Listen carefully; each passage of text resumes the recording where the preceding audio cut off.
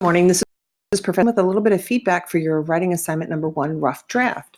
So if I just take a quick cursory look at this, I see you have all the components, 1, 2, 3, and 4. The first is in a relative paragraph form, then a list, then a table, and then the evaluation. Let me share with you a little bit of maybe some fine-tooth combing you should do before you turn in your final draft. My job in the Navy is as an IT specialist or information technologist.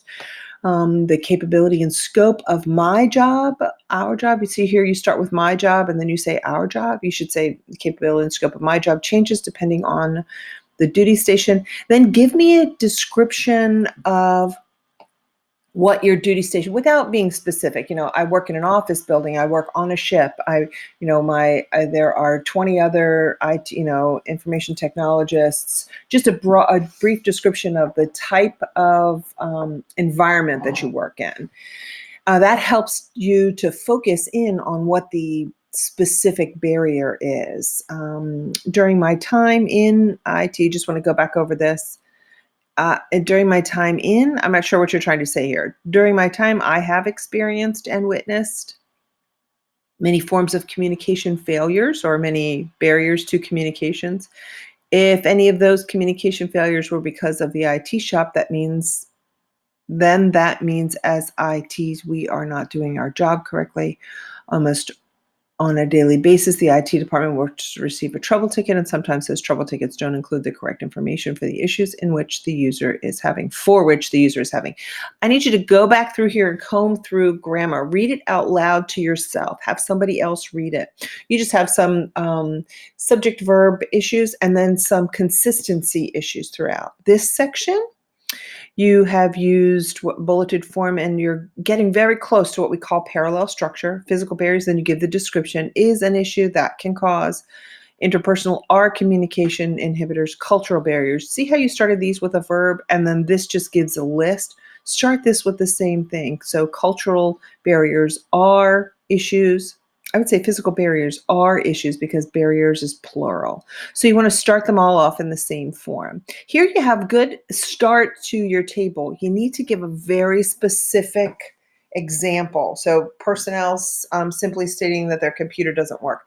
Give a broader understanding of this exact example, and then that helps you to identify the specific barrier and then justify its reasoning.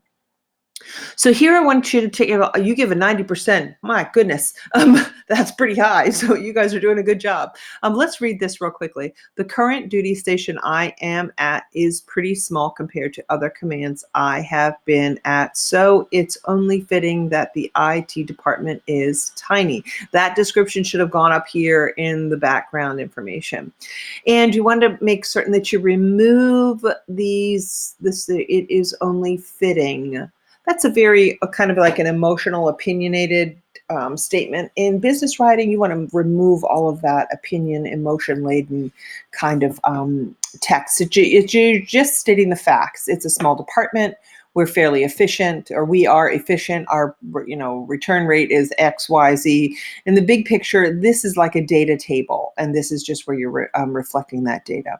With the shop being so tiny, I would say we have great communication. Again, there's two things to look at here. One, let's take a look at the grammar. With the shop being so tiny, comma, I would say that we have great communication. This is what's called a dependent clause, and this is an independent clause, and they're connected by a comma.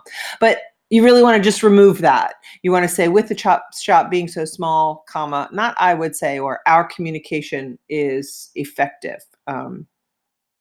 Use some data there as opposed to your emotion. So it just removes it, makes it more official.